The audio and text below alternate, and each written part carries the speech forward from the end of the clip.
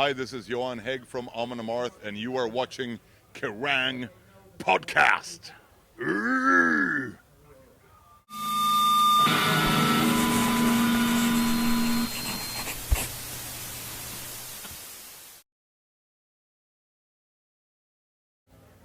It was great actually.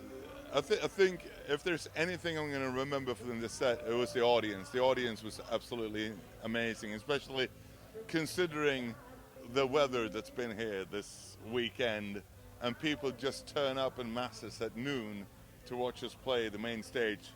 Absolutely amazing. Such an awesome crowd. Uh, True Viking hearts there. To look like a Viking, grow a beard. That's a good start. So act like a Viking. Don't give a shit about anything. Do what you feel is right for you.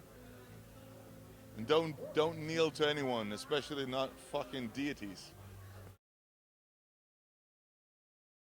Yeah, sure. I mean, the concept behind Jomsviking is actually based on a story that I wrote about a young boy in love with a girl that's married off, and he tries to kidnap her and run away, but they get caught, and he kills a man, and he becomes an outlaw, and he has to flee for his life, and then he comes across the legendary mercenary group called the Jomsvikings, and he joins that band and becomes an important part of their crew.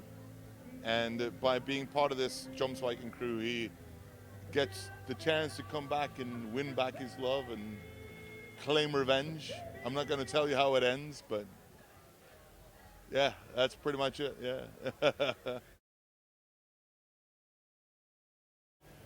uh, I mean, that's not because of that. I don't think. I think people. I mean, there's always going to be a bunch of people always calling bands sellouts when they become popular enough. That's.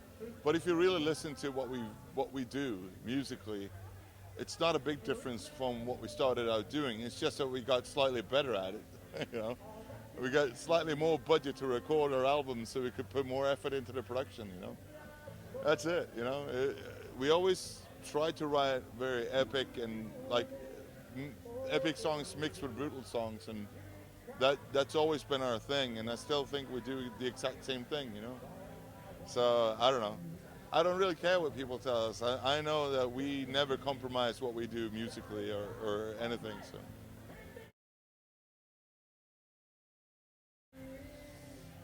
okay, actually it's not as hard as you might think. It is difficult. It is difficult, but if I have to pick one, I will pick Iron Maiden. Do I need to? Oh, I need to, okay. Now, I mean, Rammstein, it was one of those bands I started listening to very late, later than everyone else I knew, because I didn't like them at first, and then I heard Mutter, and I was like, fucking hell, this is a great album. And I was like, right. From then on, I became a Rammstein fan. I love their stuff, even the stuff before now. I love it. I didn't get it first. I was a slow learner. Black Sabbath is probably one of the first heavy metal bands I listened to, so they're always going to be close to my heart, and obviously they're legends. But Iron Maiden for me, growing up, was like the band, and even to this day, it's such a great live band. It's such an amazing live performance. They always bring it, and yeah, it's it is a hard choice, but it really isn't. I think of all these three great bands, I hold Iron Maiden is slightly above the other two.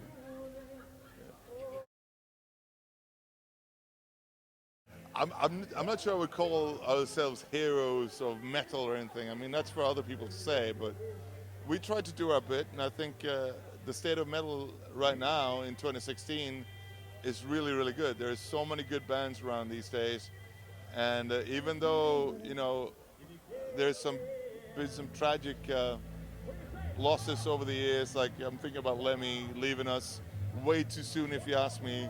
Ronnie James Dio, same there. Like those old school heroes, leaving us. It's really tragic. I see that there is a young generation of really good bands coming out there that are willing and ready to step up and at least try to fill those enormous shoes, you know. No, but I think just look at festivals like all across Europe and even here in Download and everywhere. You know, there's tons of bands and the fans come out in heaps to watch metal. You know, it's great.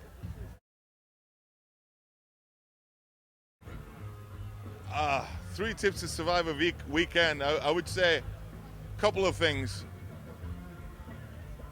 Either bring wellies and a raincoat, because you never know with festivals, it's got to be shit somewhere, you know.